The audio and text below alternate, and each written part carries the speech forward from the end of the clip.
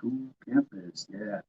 And looks like we got some cloud action going on out there. Just want to update you on the weather conditions here before we get into our program. And we're headed towards the Karen Drip Anishinaabemoin radio show. Yeah, we usually go through this on Wednesdays.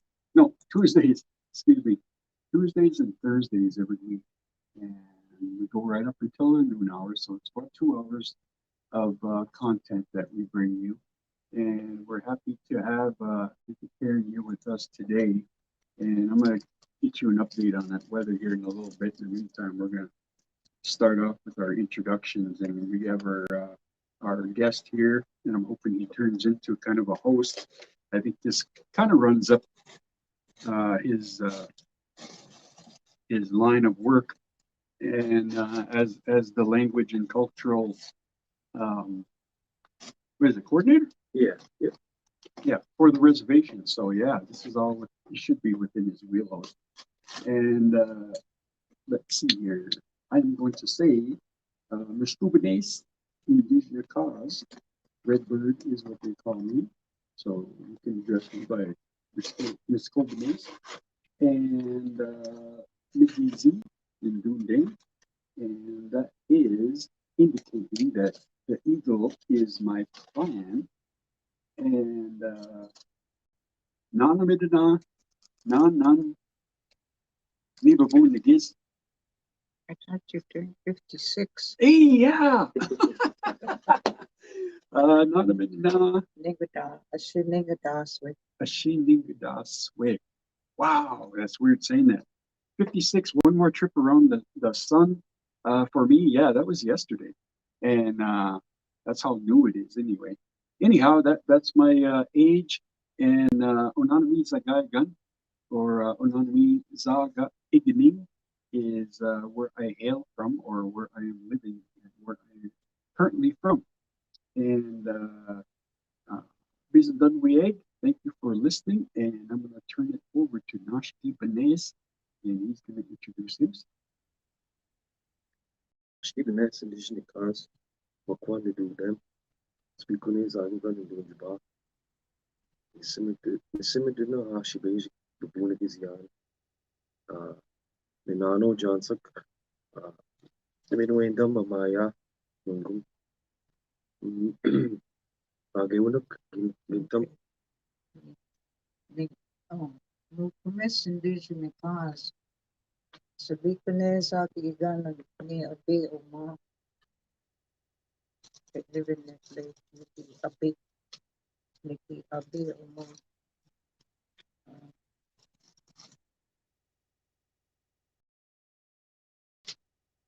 Nijwaswe, Ashi, Nijwaswe, Nibibunigis Dungum.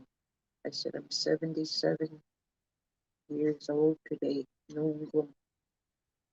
The men wind up Niki Galgi get Uma. I'm glad to be talking here. Nungum Shan Galgi get away. She aya of Melja. Elders from a long time ago. But that's my. Well, first I want to tell a little bit about my jaba in the morning. I got up in the geese kuzi, nanan the neck. I got up 5 o'clock. The no just so geese say kwe Joshim and Omen. My grandson cooked oatmeal. I said, cook for me. Geese say kwe. And then I called this I'm gonna talk English. How do you say English? Oh yeah, Moen is English. Moen. I'm gonna talk English. I mean this for this part. My brother hasn't called me for like a week. So we always tend to call each other my brother Squeak. He was born 1950. And I called him this morning to ask him a couple questions. Well, how we start out is he calls me. If I don't call him, he'll call me. And he'll say, oh, I'm just calling to see if you're still kicking, he'll say. So I called him this morning. I said, you haven't called. I'm just calling to see if you're still kicking today. And I started, hey, I said, do you remember Joe Sock, Bill Johnson, Bill Boney, all them old men, John Nett Lake, Charlie Day? He said, yeah. And I forgot about Joe Sock. They lived down where Rita and Jose lived. That's where they had their old house down there. And he said, yeah, I remember. He said, Joe Sock used to come and visit our grandma. He said, and I thought he was too young because I'm like 5 years older than my brother. And he said, I remember all them old men. He said, I remember Joe Sock used to come and visit grandma. He said, and her grandma would tell him something funny. He said, and he'd sit there and he'd say, Stay. And I forgot about that. That's what them old people used to say. When something instead of sha, then it turned to sha. But they used to say stay, and that quit along with when they all passed away. They quit saying. Some of them still said it, but not everybody. But that's, and then I did. I didn't know well, I used to call him my little brother because I was 5 years older than him, but I don't remember him ever talking about the old people a long time ago, but he knows a lot. And next time I'm gonna ask him when Terry goes to visit him, I'm gonna ask him, how far back do you remember? Seemed like I was 6 and 7 when I started remembering, like my first day of school, when I went to the first grade. But what I was going to talk about today, Nungum, Nikigagigit Nungum, talk today. That means talk today. Nigagigit Nungum. I'm going to talk today. Meoja, as a Chigewa and Anishinaabe, what the old Indians did long time ago. And I wasn't born in the 30s, but that's when they probably even started in the 20s when my grandma and them were young. But what I can remember is they had leaders. They were all the old men on the reservation. I remember all of them: John Nett Lake, Charlie Day, Bill Boney, Bill Johnson, Bill. I can't remember that.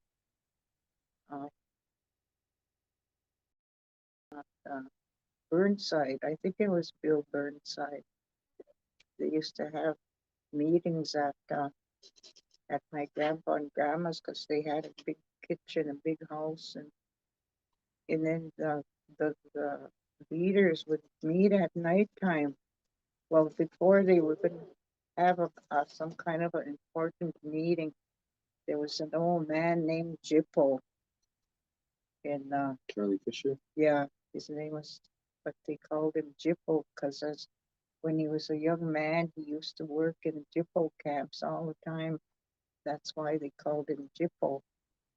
And he used to be around. He was kind of like the carrier. I forget what they call that. I'll have to think about it. But before a meeting, he'd go around all over and he'd walk. There was no cars back then, maybe only 1 or 2 cars around Bois Forte that Kingford had, and then Bronx. And anyway, they were the only 2 cars that were around the Shunigan. the reservation. That's how you say Shunigan. But anyway, this they'd send this old guy Jippo all over. He'd have like a tobacco with him, and he'd go all to the people around here and give some Sama to tell them that there's going to be a meeting. They're going to have a meeting, and one I remember he come back and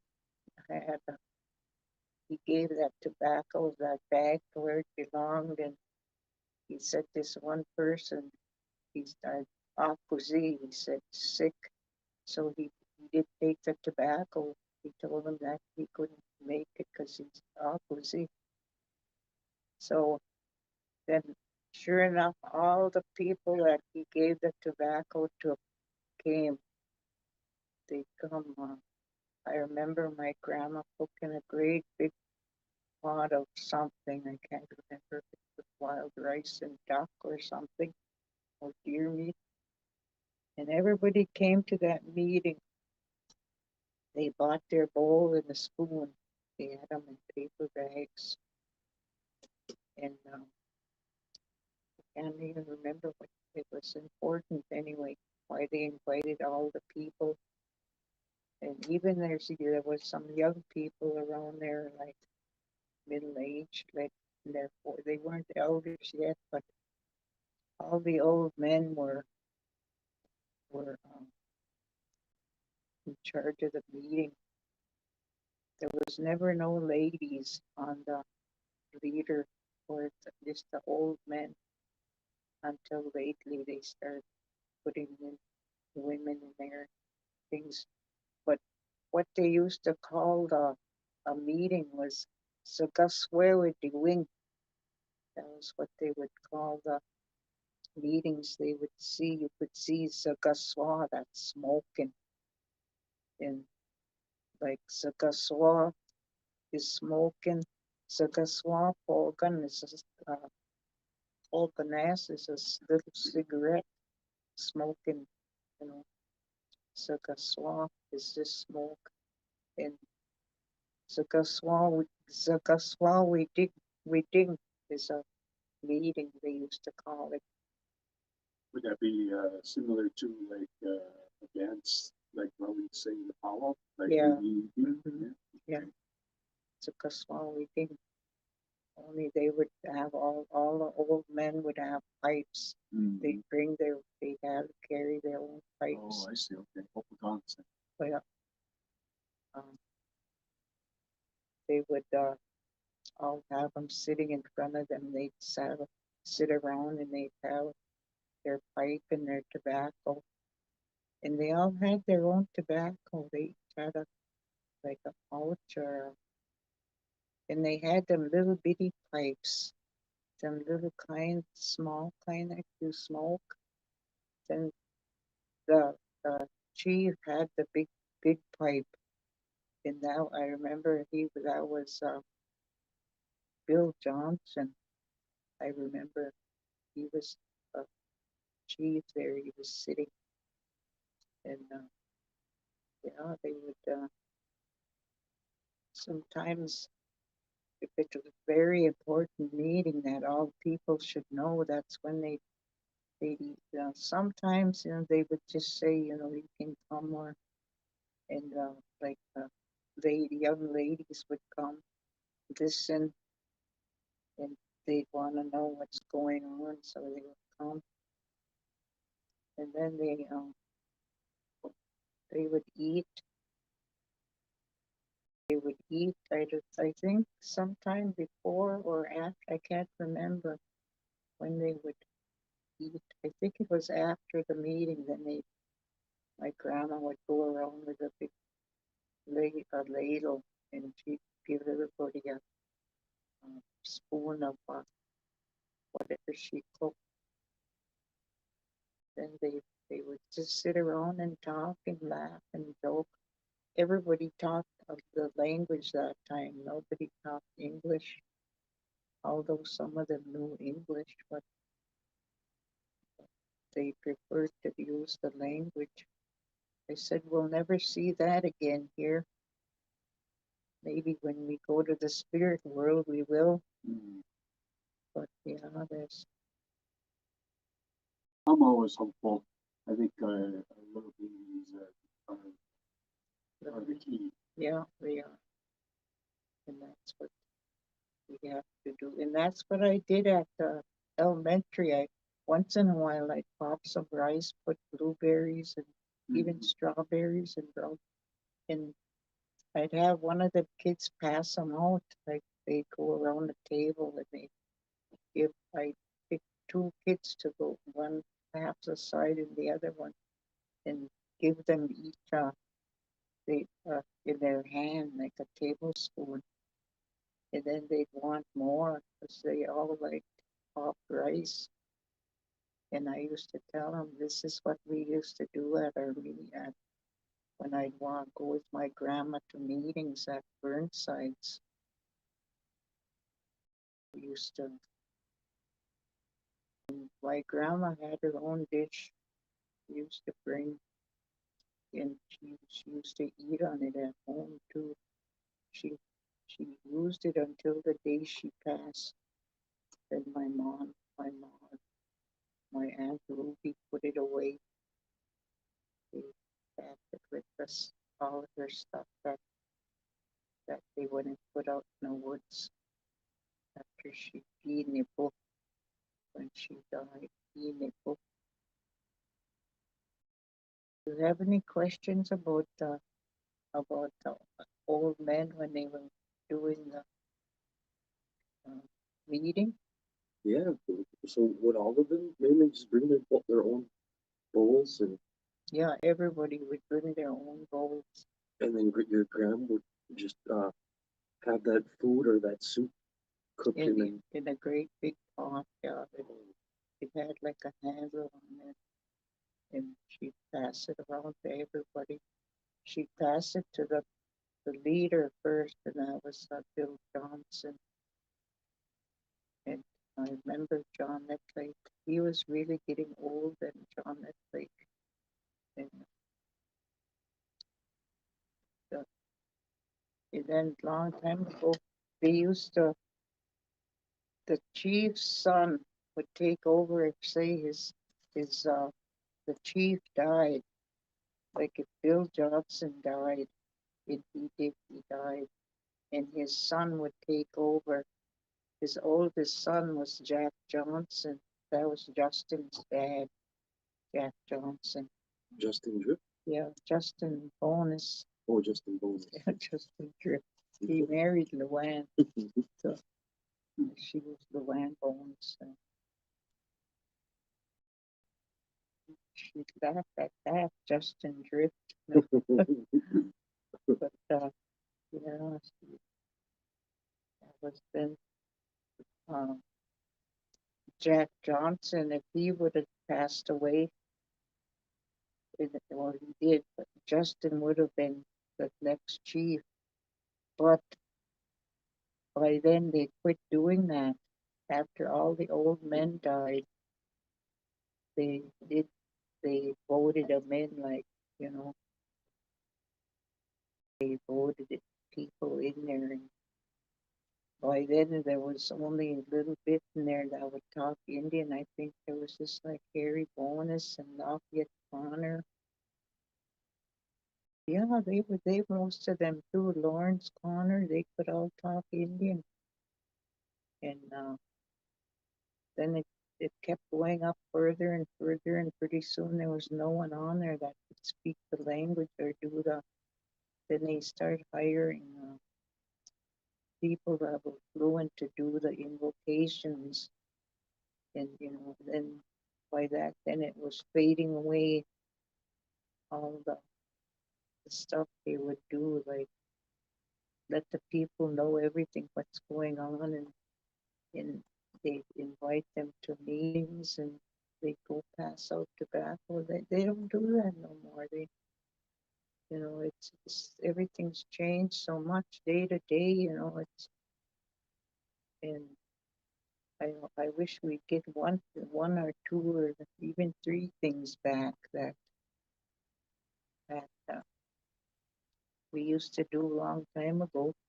I know I asked Shane to if we have wild rice to go pound his water drum on a big rock behind the RTC, and he'll do it if I ask him. You know, we can get that back. That would be one thing getting back. You know, just the night before rice and going or early in the morning. Yeah, early in the morning, probably about 6 o'clock. They used to go pound.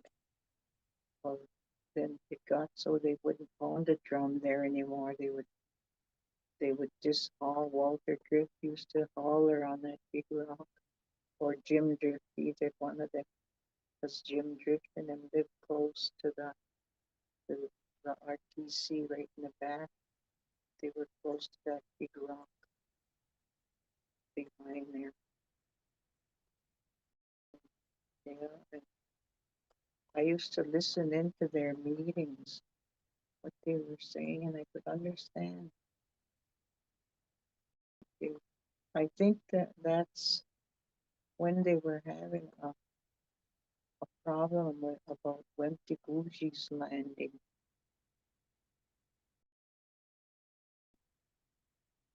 What was men that were sneaking in for like hunting? Yeah, that made a house back way almost by Lost River, the mouth of the river there.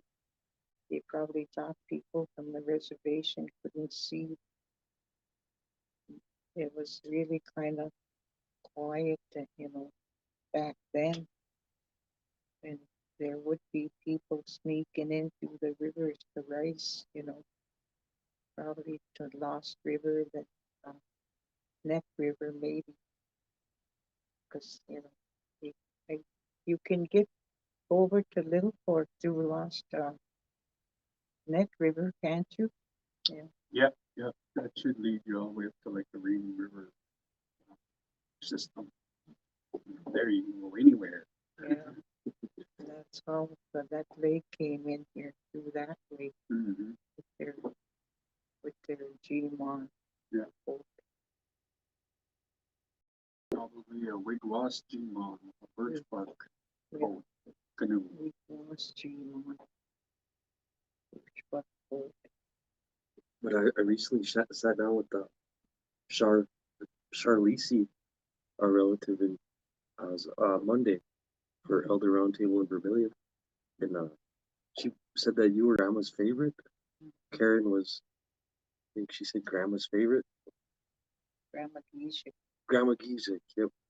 So your grandma's Grandma Gizik's favorite back then, way back then. And she talked about coming into Nett Lake when she was in her younger days and seeing all those medicine lodges, midday lodges. She said you don't see that no more. Now there's not even one up there. I wish all would get something back like what Clint posted on there. He said there was Gary Donald, Phyllis and Bob Olsey. He mentioned 6 or 7 people that try to keep it going, but they all passed. My mom, Alex, Joanne and Gary. Joanne especially, because she told Gary to. He tried to bring a lot of stuff back, but nothing just never worked. Nothing. And that's what I would have liked to go to that meeting they're having today. They're having an elder meeting today in Vermilion. But I can't get, I don't have no way over there.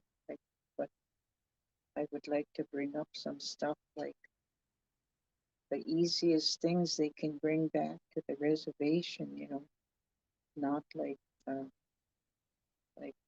logging the guns. That takes a lot of work to build, you know.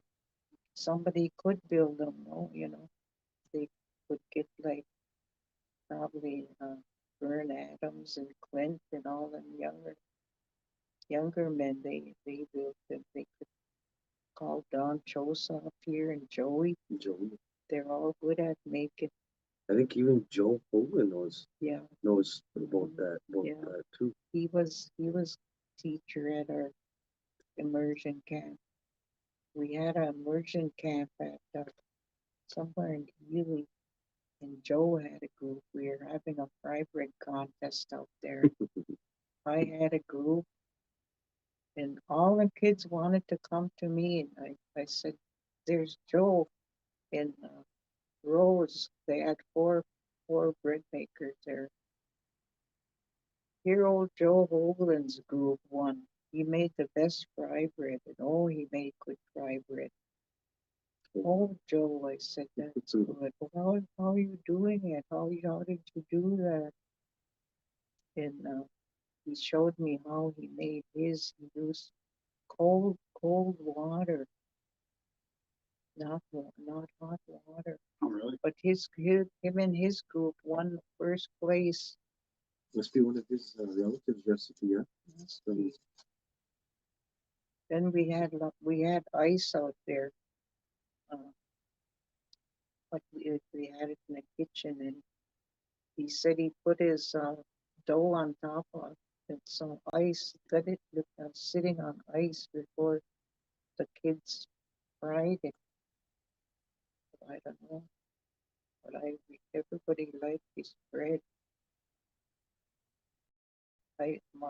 More four girls I had on my team there, they said, we thought we were gonna win.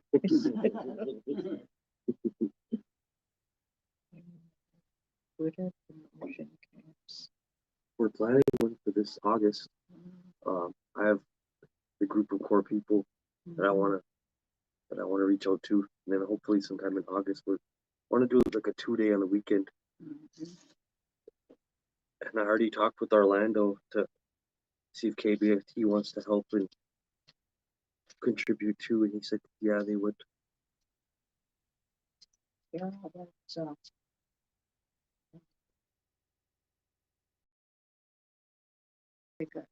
somebody asked me a question about. Put on my zaagi'igining here. My glasses. Zaagi'igining.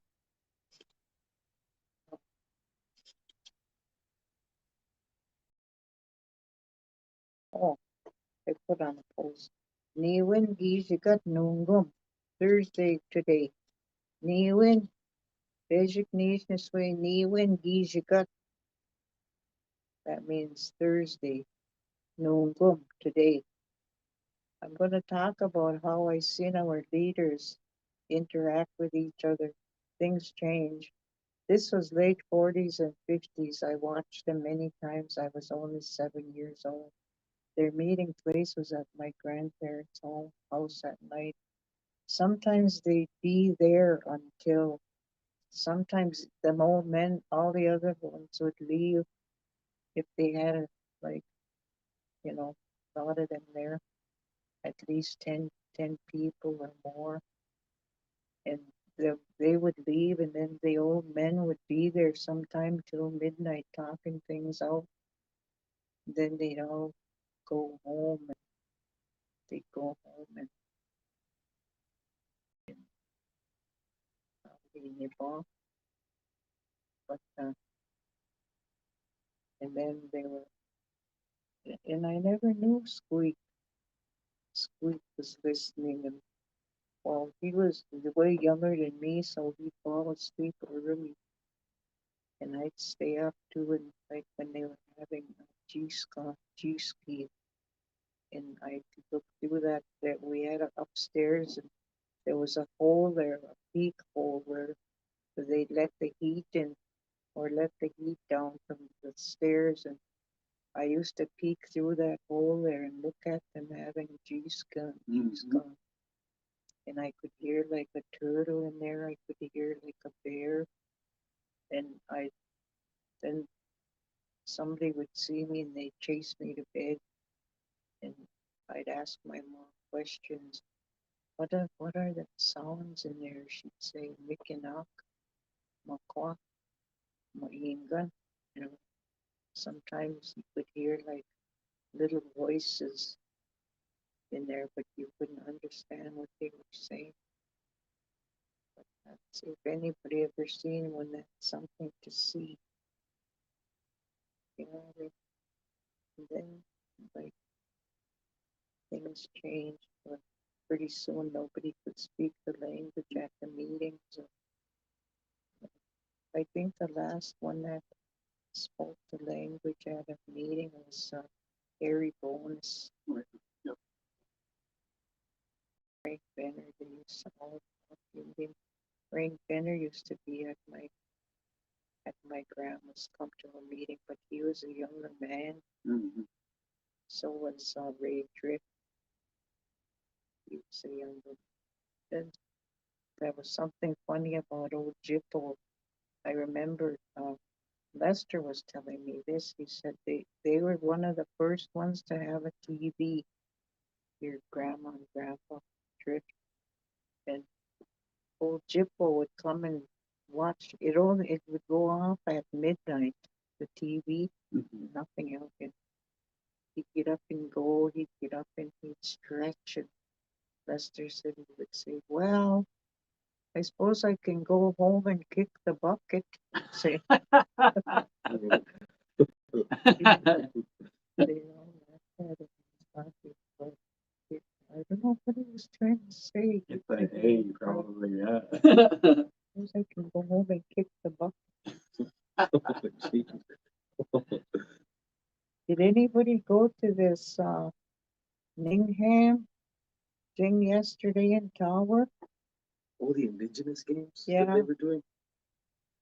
I was going to, but I got I had some paperwork I had to submit yesterday for my job. Purchased a bunch of language resource books. We drove by there twice. Oh, I was on leave trying to do birthday stuff, but that just doesn't work for me anymore. So yeah, we saw them. There's quite a few kids that were out there, yeah. and they were active, looking like they were playing that stick game. So yeah, I don't know. What is that? I think it had a ball, and then the sticks were. Oh, like the one they gave you, the ratchet things. Yep. Lacrosse. Mhm. Yeah, I didn't notice them if they weren't passing it around, like lifting it up or anything. They were just right in the grass. But looked like they were having a good time. And yeah, that was, I wish I would have done that, but I know, Yeah. that's what I wanted to. But I can't sit long time. mhm, Most I could sit is maybe 3 hours mhm. or even 2. Then I gotta get up and walk around. Then I got rather. That's there. Another thing is, they would go. Jippo used to go right over and talk to the elders, say, tell them what the meetings that they're going to meet about and what, give them time to maybe like 3, 4 days ahead of time. And, and when that's the way Indians were to be, have a, make a promise by tobacco and by gizinji, that means shake hands. So you could see Linji in there. Gininji na is when you shake somebody's hand. Gida gizinji na away niji. Shake your hands, friend. Gida zinji na away nini. Shake that man's hand. Mhm. Nini is a man. Or gizinji na away. Kawi ni kanda away. Shake his hand. I don't know who that is. So you can use that a lot. Mhm.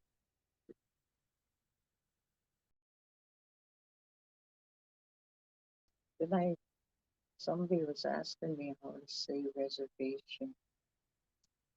Ishkunikan. And when you say shikunikanu, that's what you're at the reserve, right? Yeah, When you add the ning on the end, yeah. or the Ishkunikan. Nipi, Abi, Nipi, Abi, I live.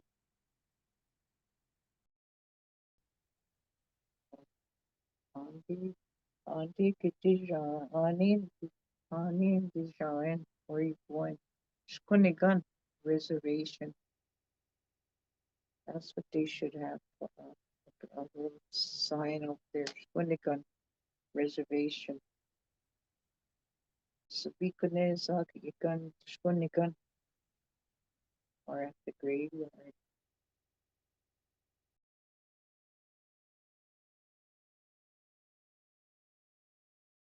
How was that? I know, remember you were trying to do a new sign for the cemetery? Yeah, What was the name of the, how do you say that? Like it's an area for in the Indian. cemetery? Yeah, Jibaya ke kamik. okay. See, Jibai is a ghost. Jibai. That's like a ghost town or a ghost place where the Jibai go. Jibayak are ghosts. What was it like? You said you were talking to sing Northern Lights? G by no. How do you? Cause yeah, Jibai, Nimi Idiok, or G you by could say Northern Lights dancing. Well, how do you say Northern Lights? Wawate? No, Wawate. Jibai, Wawate. Jibai, Nimiuk. Northern Lights spirits dancing, or Manitou, Nimiuk, Nimi Idiuk. They're all dancing. Nimin is Jibai Nimin, that's just one ghost dancing.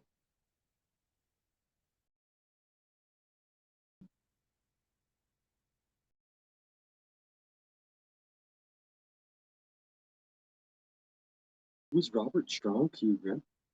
That's my mom's first cousin. My grandpa George and Bob Strong were half brothers. That's your mom's first cousin, Robert Yeah. Strong. Mhm. You, cause there's I have all my cousins are Etta and all them. Dorothy. There's a lot of them group. They all died except the only ones that are alive now are Dorothy, Betty, Etta, Junie, and Shada, Edith. There's 5 left. And they had 13 kids that lived in one little room shack Oh, right by Jerome's there. uh, Cash, and his mother's name was Annie. that little bitty place that where Cash lived Yeah. for the longest time? Yeah. That place? Wow, 13 kids in there? 13 kids, and him and his wife. Wow. Yeah, They must just had enough for beds on the floor. yeah.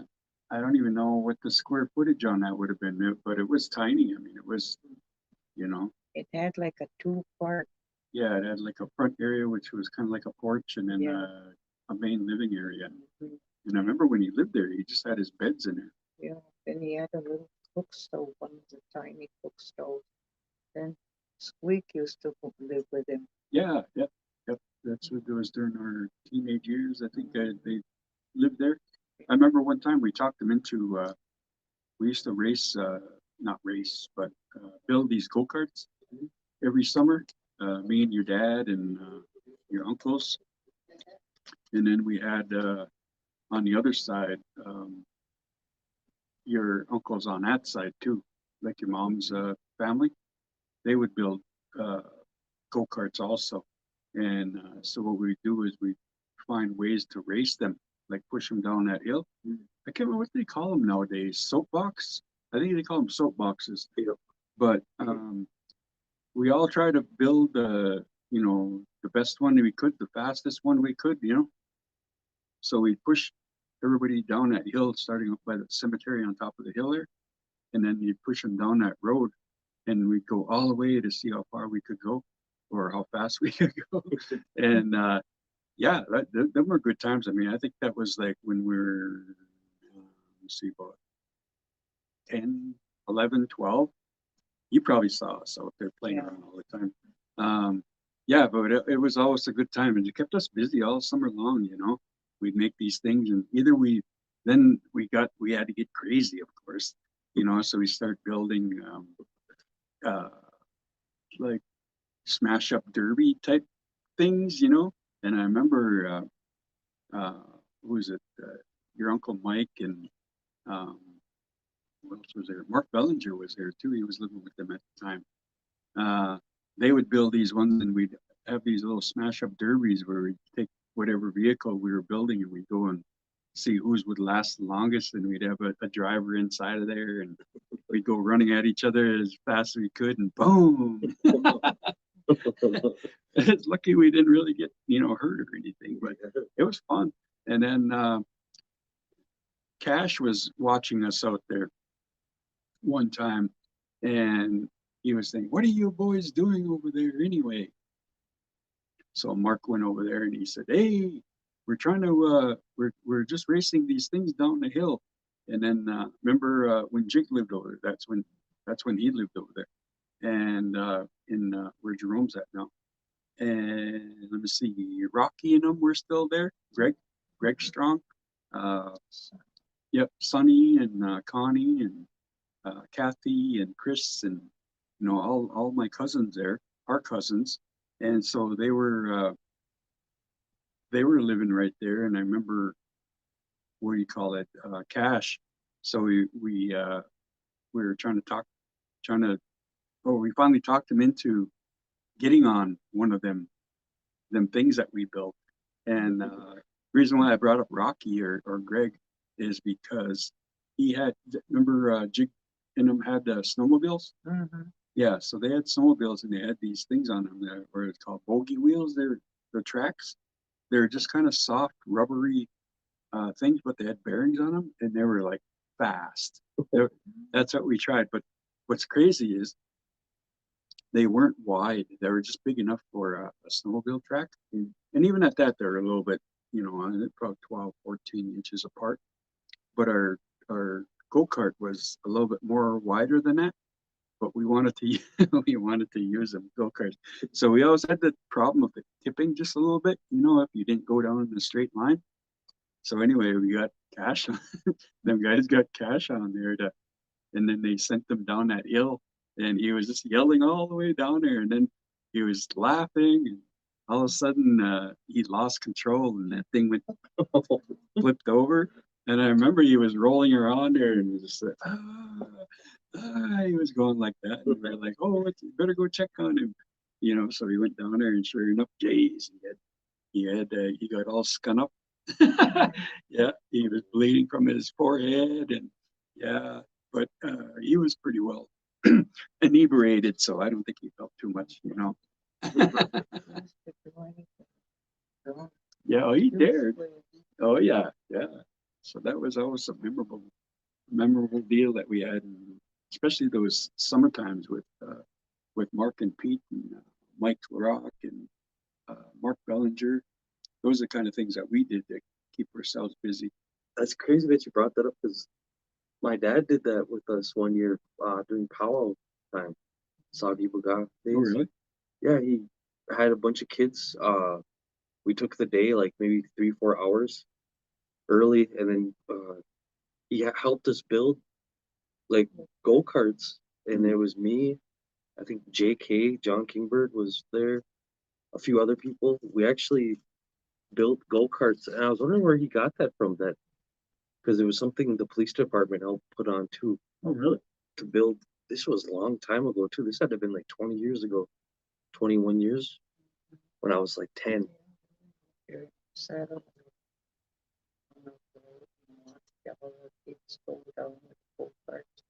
That was before they had the mold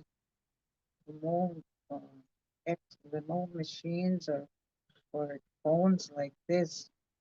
Oh, yeah. Well, yeah, Busy with outdoor things now. Now that they have these old phones out, to nobody out there doing Yeah. building stuff. Right. there might be a couple out there, so we don't want to say everybody, but another thing that we used to do with your dad and your uncles and stuff, and then I think Mike and them helped us out, or no, that's right. He wasn't there too often when we built these forts. Mhm. So, of course, being Indian or being native, we had to push it, right? Normally, you'd only build like maybe a 1-story, a 2-story, Yeah. fort, and of course, it wasn't that big. We couldn't find enough material to make them any bigger. But I'd have to say maybe they were 8 by 10 or 8 by 8 or something like that. But not enough of a footprint to stabilize like anything bigger than 2 stories. And the only reason why we went 2 stories is because there was a roof on the first level, and we thought somebody climbed up on there, and we thought, hey, we could make another one up on top here. So anyway, what we ended up doing was we built a 3-story fort, 8 by 8, straight up. And on top of it, we made like a little railing system up there so we could have like a little lookout. And right, or maybe we made 4 levels and then put a lookout. That might have been what we did, is made, because I remember there was a big storm that came through, and I put the kiboshes to it. But I mean, that's how crazy it was that it just fell right off. It's amazing that we weren't in there, when it happened. Yeah. That's what I always thought was cool, because growing up here before cell phones and internet and everything else came, you had to be creative. You had to be, Oh yeah, there's something to kill your boredom. right. We didn't even have a house down by Lover's Lane, Uh-huh. but then they said they were doing crazy things there, but they were. Mm-hmm. They had like a rope with empty cans Mm-hmm. all around their little clubhouse. And in case us girls would try to go there to sneak on them, Mm-hmm. and and if we didn't know that their empty cans were there, and if somebody would come and bump into them at night, they'd hear the cans rattling. So that's when they go down there. They had a lantern. Mm. Chu was a cop then, and he walked all over, and they somebody told him to go burn their what do you call it down. So they went and burnt it down, their little clubhouse. Oh. So then behind our house, there's still some clubhouses back there, Yeah. back in the woods. Yeah. I don't know, some of them probably. Yeah, we were always back that way somewhere. I remember that one that I was telling you about, that was the 3-story one. That one we built more closer to Jerome's over there, like right in back of what was that house that used to be there, Thompson? Everyone in Mizinobi lived there. Oh, okay, yep. It's small and Walter. Mm-hmm. I remember that was empty for a long time. I didn't ever see anybody, at least when I was, a young person. I don't remember ever seeing anybody that lived in there, lived in there. But that was a nice little place. Mm. Now we're missing a week, I would yell midday equation. Yeah, he'd say, where's you gonna be midday? Bread and lard. I know before Mizuno become passed, I asked him and Squeak about some of those old men. I said, "Do you remember a man they used to call Jippo?" And him and Squeak looked at each other and pointed at each other, like smiling, laughing. I didn't get the inside joke because I never met Charlie Fisher, but they were just kind of good to see them laughing and smiling. Ask Squeak, how far do you remember when you go visit him again? Mm-hmm. How far back do you remember? He'll tell you all this stuff about all his uncles, because we never had a dad. He used to always hang around with all of that's why he was so close to all the strong boys, Kenny and Gail and Gillick and Roger, Norm and Lou, and Herbie and Reggie, all of Justin. he was, just really, now he's the only one left. He was the, he, like, almost living with Lou all the time. Close they were, Justin, and all the boys were really close, and all the girls were close to the boys. Who was close to all my cousins, because me and him are the same age, month apart.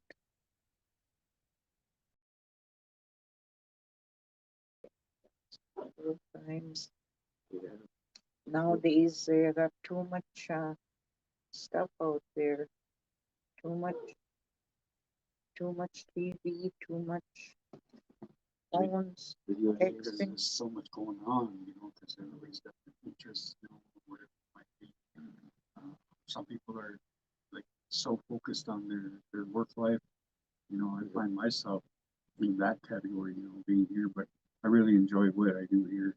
And I know other people probably enjoy what they're doing, and they're trying to make a life of it. And that's one of the things about I guess growing up was I'm kind of finally seeing some of the people that moved away, and or realizing how important it was for them to have those job opportunities, and they couldn't just sit here. They kind of felt like they're wasting away here, and they weren't able to get a job, and that was the case for a lot of our residents here for the longest time. We even moved out of relocation. Mm-hmm. Your dad, and Yep. that's where your dad met your mom. Yep. And when we went to Cleveland, Right. we were 2 years. Well, I think I don't know if our listeners out there or people that are tuned in over there, but through I do believe it was the latter part of the 50s, all through the 60s, maybe the early 70s. Like I was born in Cleveland, where my mom and dad met, and then Carrie, or sis, she was born in Cook, and then my sister, she was born or my younger sister, Rogine, she was born in Denver. So that was kind of the life a lot of natives experience, and so like we're the first generation of those relocation intertribal relationships, so there's a lot of it that happened then, because you hear a lot of our band members are descendant from like the Sioux or descendant from wherever, all over the place. I mean, there's like 500 and some tribes in the United States, and that kind of created a situation where a lot of people were able to mix, and you could look at it like a good thing, but overall the whole policy, especially back in the 50s and earlier than that, was to get rid of the native in the person, and so it's like, yeah, pull them off the res, and integrate them into the culture wherever they're at in the urban areas, and kind of let their ties to the reservation fizzle out. And so the ones that really had a strong tie, or at least the ones I found that were, I guess, most oriented towards our traditions, are the ones that return. They always come back. Yeah. So we Princeton. Mm-hmm. Kids were little. Yeah. We ended up back on the race. One in but that's the way it is. You're always back to the old res. Like all the elders that I know that lived in the cities, like Mary Bell, she's back here. Kick, she's back. Mm-hmm. Back, moved back. See, that's what my cousin Milton was saying he was texting. He said, I wish I could go back to Nett Lake. I said, well, come back. I told him, and live at the Wrinkle Ranch. I told him, you're getting old too. I told him, That's one of Lawrence Gishik's sons. Mm-hmm. They always lived in the city, so I think that's where they're going to be staying for Yeah. the rest of their lives because Mhm. they left when they were babies. You know, recently I saw some of our, I don't know, it's mostly Canadian that I've seen that have moved down into the cities, and they're maintaining their connections. Of course, they're a little bit more. They're not so far removed from their language and their traditions. So when they go down there, they seek out each other. Yep. You know, and so they have a network that's in Minneapolis right now, or Twin Cities, or southern Minnesota. So that was one of the things. Did you experience that with other people that were like of your age when you went out to Cleveland? No, yeah, well, we stuck with Gree and Mary Porter. Mm-hmm. They were down there. Joanne and Gary and your dad and Harvey. The boys that went down there single, they all, seemed like all the Nett Lakers stuck together Mm-hmm. and we'd all have like cookouts at Jig's place. He had a nice big yard and chicken tap lived there. And all seemed like all the people that went on relocation, that's where they met every weekend Mm-hmm. because they had to work all week and Yep. go Or to go to school. school. Yeah. There was Mavis and them, Claire, they all went. They weren't married yet, Mm-hmm. but they were there. Did you guys meet a lot of other natives? Yeah, Alaska yeah, we met a lot of them, like from Alaska and then from Nebraska. Mm-hmm. We got good friends with them. They were different races, but Yeah. You know who I see still has ties out there? Mm. Frank Porter and his kids. They go out there and visit on the regular. So he was out there too then, huh? yeah, Okay. Gree was there. Oh, his Gree. Okay. brother. Oh, his brother. Okay. Hmm. Yeah. So that whole experience is one thing that I wish there was like some research done. Not really about the impact and like the negative side of it, but I mean, there's good stories out of it too. I'm sure where people have gone on. Like, what's his name? He told me that when he left, he wasn't sure what was going to happen. But when he went there, he got picked up by, I think it was 3M that he worked for, or one of those other computer companies or something like that. Anyway, a big corporation. He went down there and he worked for them for, all of his career. They picked him up and, he retired from there um, but he came back, Gonier. Hank Yep. or Hank. Delano. Yeah, and he was the one who was telling me. He said, "Yeah, I remember Strongville, and I got to remember to get. I don't know if you want to do it or somebody, maybe Jay, can go talk to him about that because that was one of the good feedback that he provided was he said I went down there to use my language. He said that's where they spoke the language. So We gotta get him quoted on that. yeah, That's yeah, awesome. yeah. What's his name? His name's Del. They called him Hank, but his real name was Delano. Mm. That was his nickname. Or my grandparents used to call him Wimpy Bougie. Because of his light skin. Oh, jeez. Yeah. That means white man, Wimpy Bougie. Mhm. Yeah, I remember him as a little girl. He used to be with Jake all the time. Yeah, he said he was Friends. brother with Jake or a good friend. So we'll have to get over there. I mean, he's up there. You know what? When I used to go over to Fortune Bay quite a bit, he would be there and he would be up there and you could just tell he was itching to talk in Still, every time I see him, when he would be at Fortune Bay, I talk Indian, and him and Lester would talk Indian, Mhm. and he just liked his language. Oh yeah, yeah, he loved it. And I know they used to make me laugh and I like you always say, it's really heartwarming or really joyful to hear people talk, when they're talking in our Anishinaabemoin.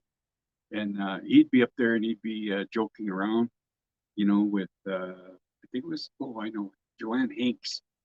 Yeah, when she was over there, and she would tease each other, you know, and it was just funny listening to them, and oh, we'd have a good time. But yeah. So anyhow, it's 11 o'clock right now. I think we're going to take a quick break and freshen up our drinks here. Manikwewin. Your drinks, Manikwewin.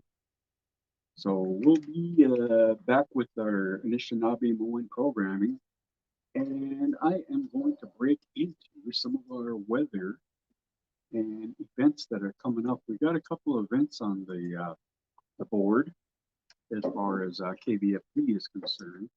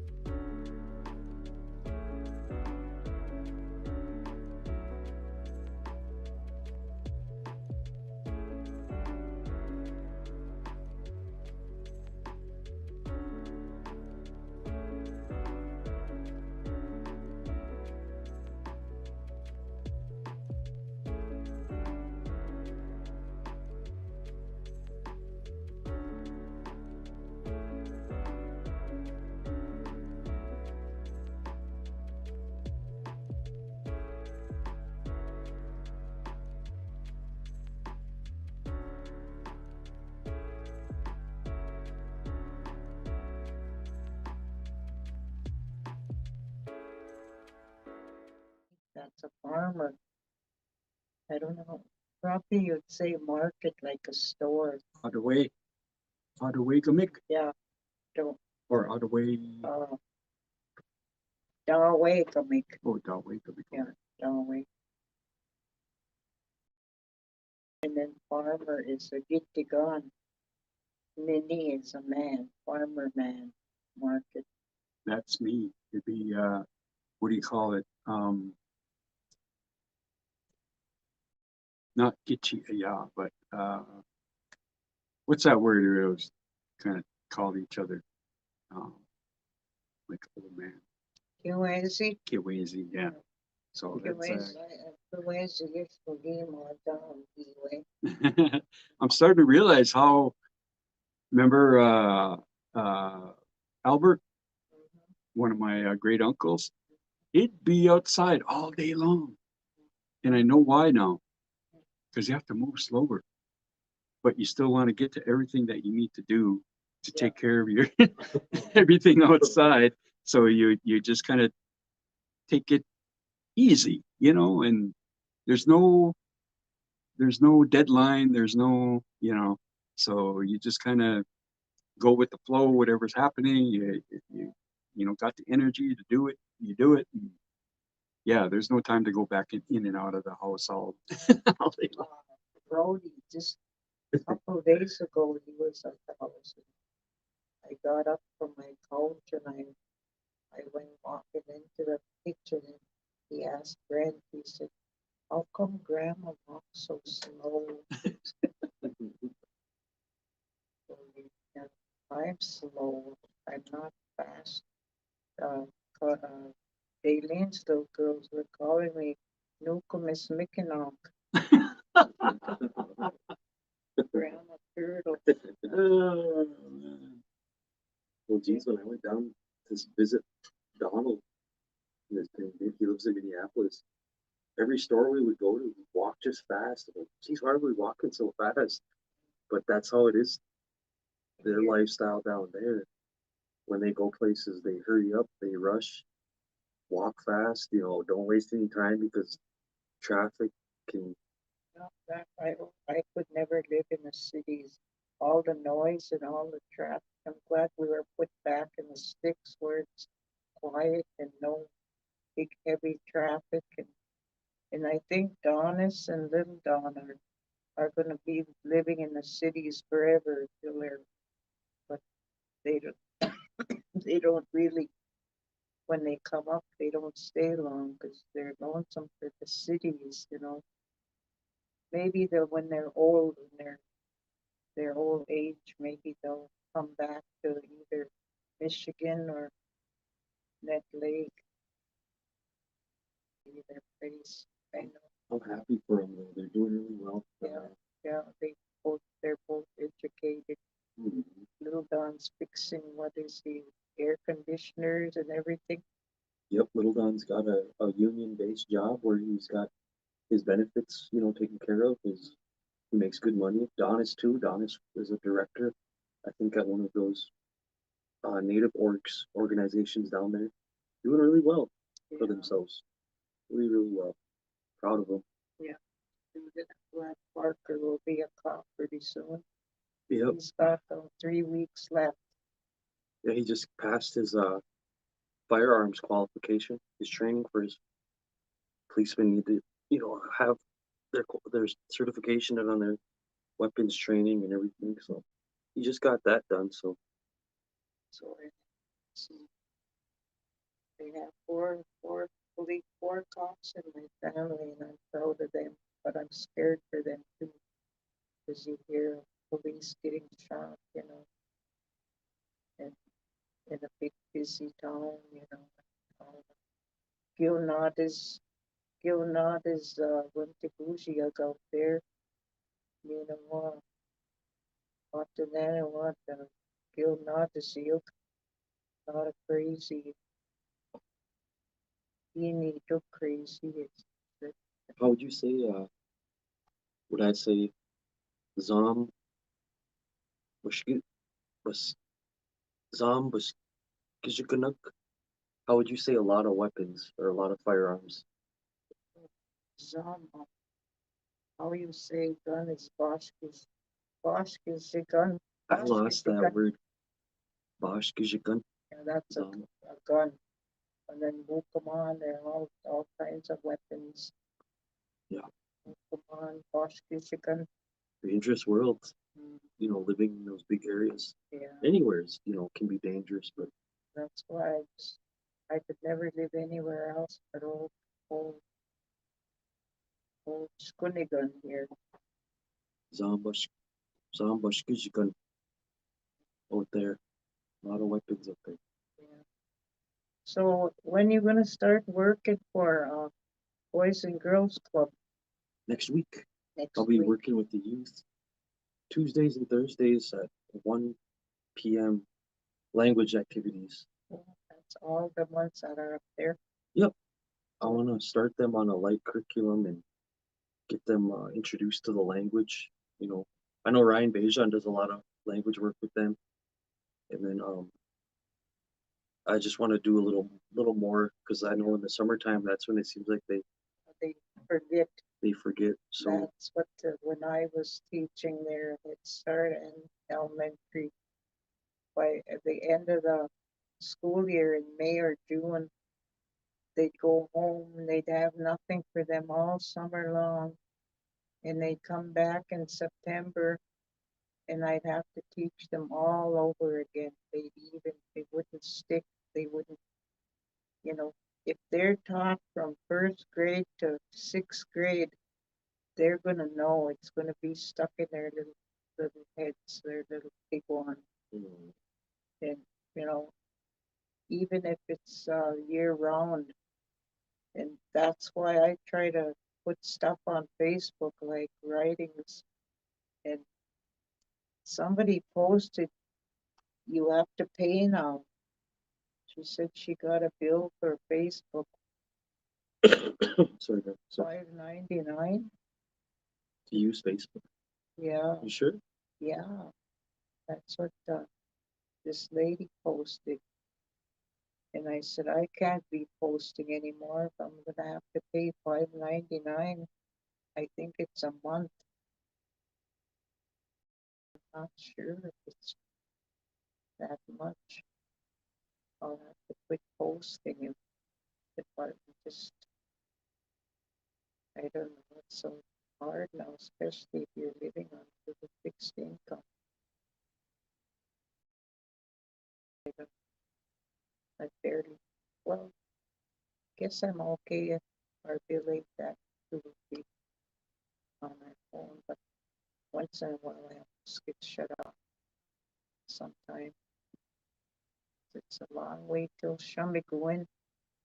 That's what the old people used to call the first of the month. Shumigwan. They're feeding me. Like Shamig is Ida Shamig away benuji ass. You should feed your little baby. Ida Shamig away on them mushag. You feed them dogs. Shamig or Shama. You could either say Shamig or Shama. Ida Shama away. Gibakadeok. You should feed them. They're hungry. Ida Shama away. Gibakadeok. And then see like feed is shamik, and that's why they called it, because all the old people would get their first of the month checks on the first, and they'd say shamik guan. Wabang niki debinan shamik guan. Tomorrow I'm gonna get my they're gonna feed me. That's what it would be out. Wabang ogi shamik shamik. You're gonna feed me, wabang. And that's, you know, that was, geez. All right, we'll let that take care of that. In the meantime, There, I take the oh, you did? Okay. Somebody just, All right. My bad. Didn't mean to jump in there. we're talking about first of the month checks, shall we go on? Oh, okay, yep. So that's what I said. First of the month, I'm all, geez.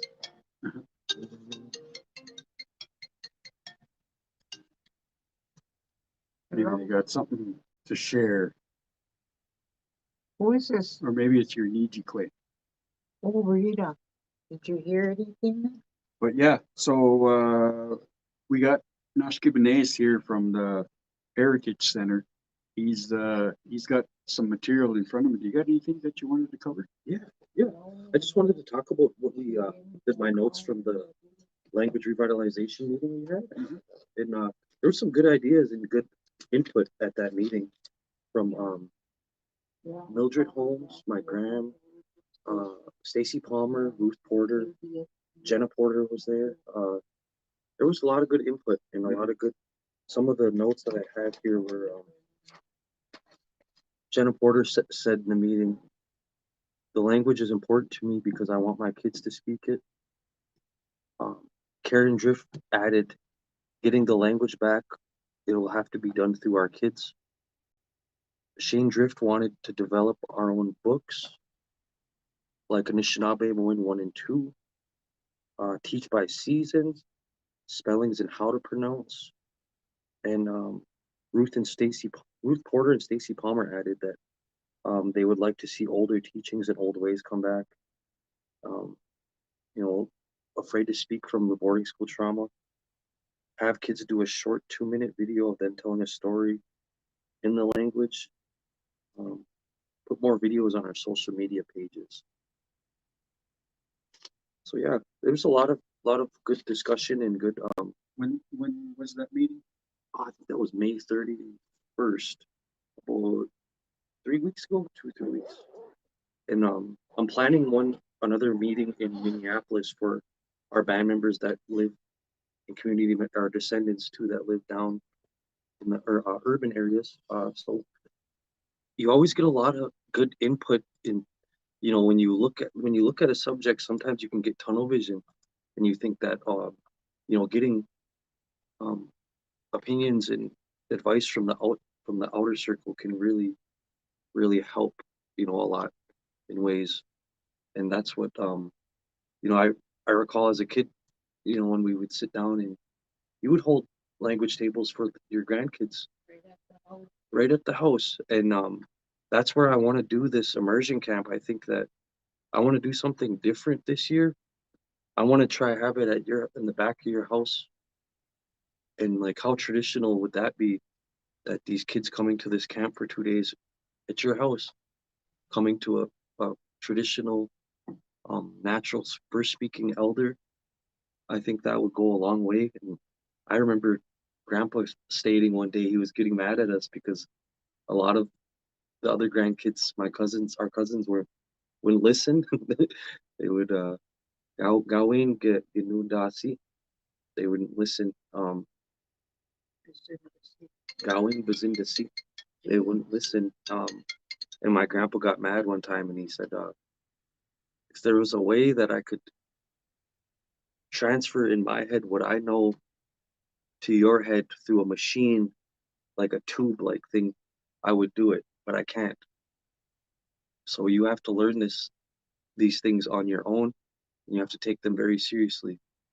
And I think I look back now, and I think that I'm really grateful for the journey that I went on, trying. And I just want to give a few tips to people out there. I feel like I come on the show, but I don't say enough of I don't give enough helpful tips on how to learn. And my way might work for you, it may not, but that's okay. And one of the main things that helped me learn was, you gotta be comfortable. You gotta go after what you want, and start off with 5 to 10 words a week. Try take time, 20 minutes out of your day each day. Write down 10 words or phrases that you want to learn, and what you do is when you're at home, you take a look at that paper. You take a look. I know some people say, well, reading from Anishinaabe from paper and books, you're not really absorbing yourself in it enough. But that's where the practice and the confidence comes from. When you're at home, you look at those 10 words, you repeat them, you say them, do it 10, 20 times for each word. And you just sit there by yourself, and don't worry about, if you're by yourself, nobody's going to laugh at you. Nobody's going to judge you or critique you.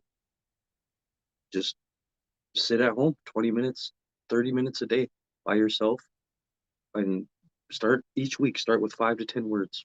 You know, maybe Monday you work on um get up, you know, zaagi'igining, inhabitants. The word Monday. Mm-hmm.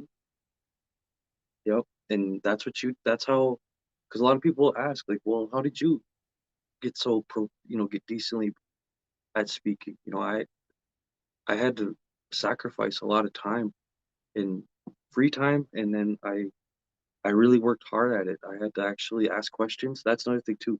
Don't be afraid. You got to ask questions. Gugwejama, Gichiya, ask ask an elder. Ask elders, Gichiya, and that's how it starts.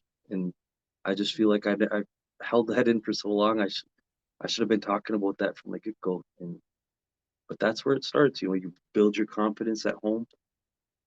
I know some people don't like the sound of their voice, so that's the reason why they don't like to speak. That's right. Oh, put your voice on a tape and listen to it and see how you sound. You're gonna like how you sound.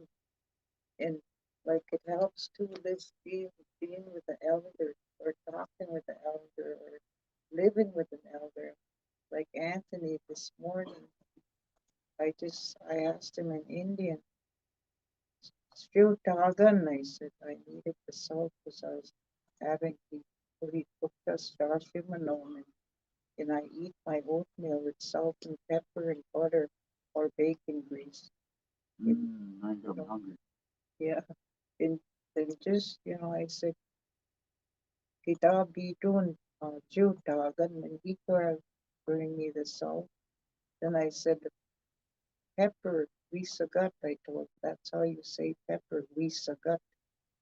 It, then I'll say sentences during the day to him, and he knows what I'm talking about.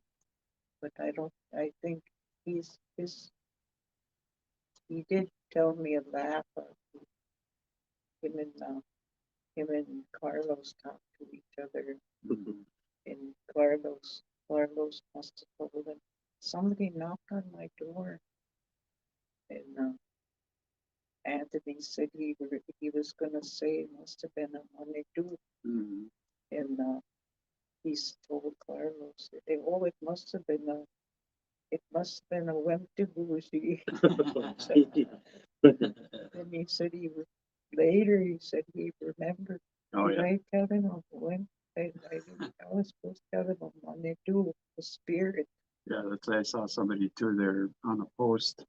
And I mean these are just you know what I mean, mental errors. I mean we're not perfect, you know what I mean?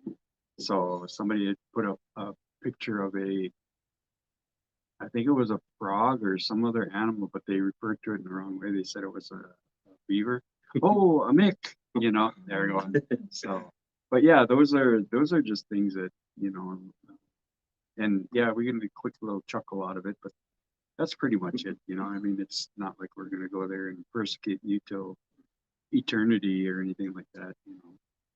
And yeah, I noticed that a long time ago we had in the summer, no one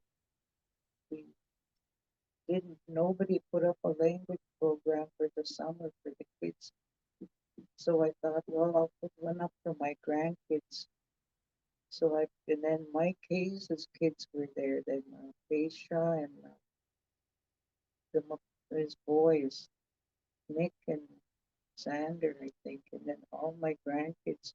And then Pete and Mike Hayes would even attend my classes. And we play our games. I think that's how Perry really learned a lot just by playing our games. Well, I think one of the things I don't know, I haven't gotten too much feedback, but I would like to start. You know how we used to have word lists and stuff. Is there one that you got handy right in your book there, like maybe just animals or something like that that we can? I have a lot of them in my thing. Yeah. So anyway, we want to share some verbiage, and I know everybody's all over the place as far as uh, mastery or skill level or knowledge. when it comes to the language. I know there's a lot of beginners that are out there, a lot of people who probably have never heard of Anishinaabemoin, and that's kind of one of the jokes that I use, at least to myself anyway. You know, if I walk into somewhere and I tell somebody something and they're looking at me with a blank stare, and I'm like, what am I talking Ojibwe?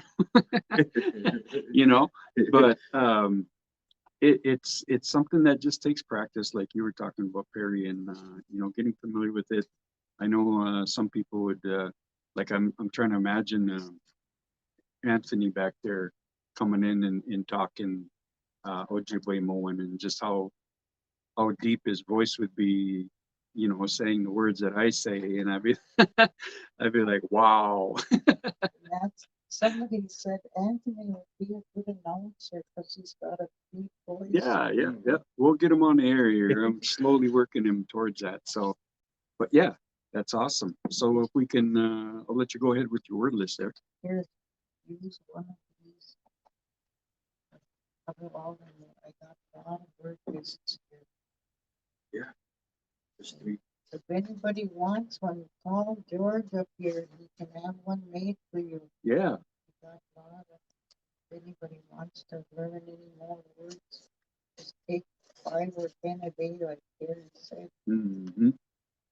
Yeah, one of the things that we also, well, hopefully one of these days that we go through is like a lot of our, what we talk about on the air is just pulling all them little nuggets of knowledge, Anishinaabemoin knowledge, and you know, putting them down on a piece of paper, because I know there's a lot that I've learned just listening to you, you know, that I've never seen in a written form, you know. So big wedge for that. And then like I said, it's just something where we'll try to get as much content out there interpreting what we cover here on the show.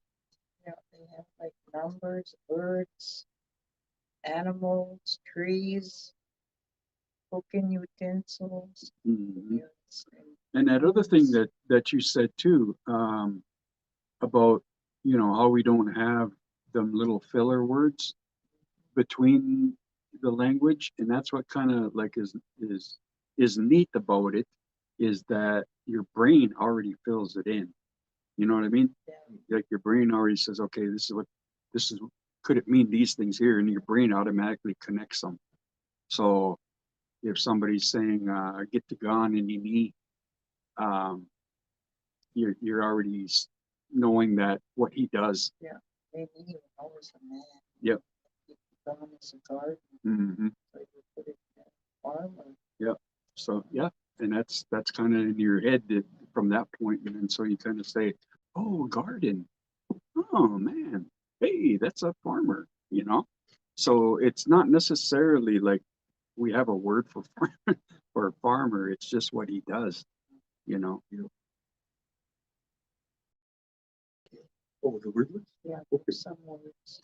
Have you ever heard this one? Gagage Minowan Minowa Nikuzi Winning. Gagage Minowan Minowan Nikuzi Winning. The land of, I might have been saying that last part. I know Minowa is in there. Good. Minowa. Or and. Yep. Nikuzi Winning. Nikuzi Winning. Minowa Nikuzi Winning. Land of everlasting happiness. Malax Lee Staples, spiritual leader. He said he does funerals. I didn't know there was a word for that. That's like the goal for where our spirit goes after. But yeah, I'll get to the word list. In other words, AKA the happy hunting grounds, as most people would probably associate them. Some of our words are beautiful, like they are. Well, I'll say it. All of them are. Yep. You can feel accomplished. Like I said, even just saying like blueberry pie. If you can somehow manage to, you know, that, which is like one of the longest words in our vocabulary, but if you can get through saying that, you can feel accomplished because, you know, you're speaking the language, you know, regardless. You know, one other thing that I just thought of is like when your kids are learning all this, like when we learned it when we were young, we didn't hear it in our homes, you know, but it'd probably be like 100% better, even if a parent like just showed an interest, you know, and not necessarily like go overboard and you know what I mean. I mean, if they're able to, just naturally they can go ahead and with their own interest level and try to uh, give them encouragement. You know, that would be awesome. But at the same time, it's like um, when these kids go out there and they learn it in the school, they really need somebody behind them to kind of just say, "Hey, that's awesome. That's good. Mama Kudge, you know, Minochige, those kind." You Yep. can do it. Yep. And so a lot of that stuff, I think, even if parents just like, was it Jenna Porter that gave you that comment? Yeah. About wanting her kids? Yeah. Just, you know, saying, using the language in the morning, you know, bonjour, you know, yeah, ish goes in. Um, you know, that type of thing, teaching them that and just engaging them in that way. I think that really encourages them and it'll give mileage out of whatever they're learning, you know, beyond the classroom. And that's what I want to work on too, is getting down in the cities and those immersion schools there. They have what's known as a parent-student contract where the parent signs this form that reinstates that, well, the student is going to be learning Anishinaabemoin or Lakota language. The parent signs this form as a commitment to reinforce what they're learning at home too. So that contract kind of helps reinforce the importance of what these children are learning. If the parents aren't reinforcing it, or like what Ms. Kopane said, behind the student or the child, um, kind of like giving themselves more confidence and self-esteem, you know, that goes a long way. Well, I think in their mind, they're thinking, why am I even learning this? My mom or dad or my grandfather or grandmother don't use it. Yeah. Why should I use it if they don't use it? You know, Right. that's Yeah. so many. And then to the young ones that are out there, from your side, I would probably encourage you just to keep on using it, even though maybe you don't find other people out there that want to use it and do use it. And so you can just practice, you know, among each other. Maybe not just two, find three, find four, you know, as many people as you can. And so you try to talk to each other that way, you know, just, I don't know, Anishinaabemoin, Anin. Yep, yep, yep. Mm-hmm. But you know, I learned this too by living with people that were fluent ever since I was a baby. I could, you know, when everybody was talking down in Stownville, and I just, you know, I suppose I just listened to them, and then I'd ask my mom questions. We'd be laying in bed at night, and I'd say, Mom, how do you say this if I didn't know? Then she'd tell me, kind of teaching me. But you know, then just by hearing my grandma talk, all my uncles talk, I just eventually picked it up in my brain, you know. And that's how they used all them old words, you know, that some aren't in a dictionary. Yep. That words that they use. You know, one of the things I can remember, every class that I've taken and from every instructor, I never had the instructor kind of preface everything about, you know, how to learn or why things are different in English, the way our brain uses English, and how Anishinaabemoin is not really more work, but your brain has to participate in the language. I don't know if that makes any sense, Yeah. but yeah. And so you're kind of like, you're not being spoon fed everything. You know what I mean? And it kind of seems like that's the English way or the Wimptaguji way. You know, they got to define everything. You know what I mean? So It's not like I can just say something to you and then boom, there's 12 different possibilities, you know. Whereas with the language, we would probably know that which way that we're supposed to do things or carry it out or take it as a teaching or something, So I'm just getting a little heady here. I'm sorry, Scuba Nick. Oh yeah. Oh yeah, let's well, okay, we'll do words 47 and 93. So floor is Mitchisug. Floor, Mitchisug. Mitchisug with an Mitchisug. M. Yep. Just like Fly, Ugi, G. Uji, Uji. That J and that G always confuse me. Uji, fly, Uji. Remember old OG? Oh yeah. Oh, gee. That's what they called them after a fly. G. OG. Oh, gee. Okay. Mm-hmm. Folded birch bark basket. Wikawas. Here they have, this must be a different dialect. It says Biskada Ikanukan. Biskada Ikanukan. Different dialect. Fox. Wagush. And for that, you could say Wagush, or you say Wabus. Nawabama, Miskul. Nawabandan.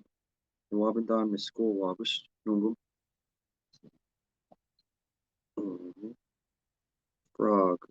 Omakaki. Omakaki. Omakaki, Washkuni. I was eating before. I was making noise last night.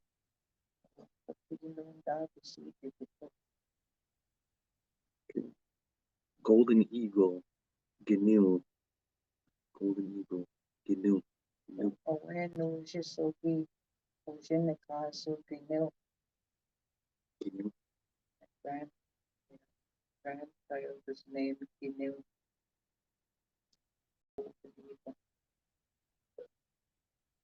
Yeah, that's Chaz too. Hummingbird. Nanukasi. Nanukasi. Hummingbird. Ice. Miko. Miko. The hummingbird one you can use, you can say Niju, Nanu Casio Gimenequeo Gomon. There's two hummingbirds drinking by my house here. Mm-hmm. You want to make them longer, the sentence, keep going. I could say white. Unabin Nudi. Nuabandan. Nishu. Nanukasi. Look up there, two hummingbirds. Yeah, we finally I bought a feeder finally. You put it up. Yeah, I put it up, and my mom said there's two of them that are in here now. Yeah. So that was good to see. Anyway, I got to see him, and I had to laugh at that one that was sitting outside. And I don't know if he just wanted to come take a. It seemed like he wanted to come take a look. Like, who is that? Because he came flying in just fast, and then I heard him go zzz, like that there, and then he stopped just for like a quick second, and I turned and I looked at him, and then he took off. It's so fast, just back the same way he came. It's crazy. I know I used to always, when I used to be young, look watching those hummingbirds feed outside your house. It's crazy how the human eye can't pick up how fast they flap their wings. It's unreal seeing them up close. I got a little granddaughter, man. That's one of yours. That's Anna. Yeah, yep, Periana. Her name's Nanukasi Esque. Nanukasi Esque. Little hummingbird lady. Okay, so moccasins, moccasinun. Mosquito. Zigame. They were just talking about that Isaac Kingbird and Charles Grola. Zagameuk. Zaga. A lot of mosquitoes out in That's when they made that joke in the language. They said, oh, put your underwear, your underwear. They'll scare those flies away. Zaagi'igining, mosquitoes. And that's how you know when you're progressing, when you can start putting words together like that are like funny and then you can start reading them. okay, pipe, wogan, powwow, eating. Wow, there's even a word for a princess. Quaints, princess. Put wood in the fire.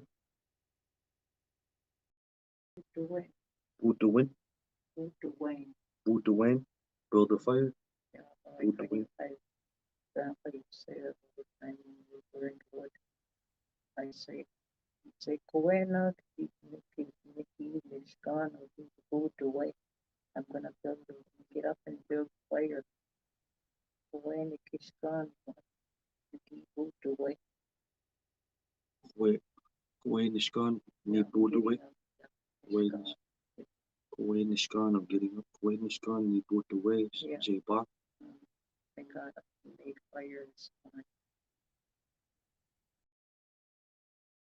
Okay, let's see. Open the door.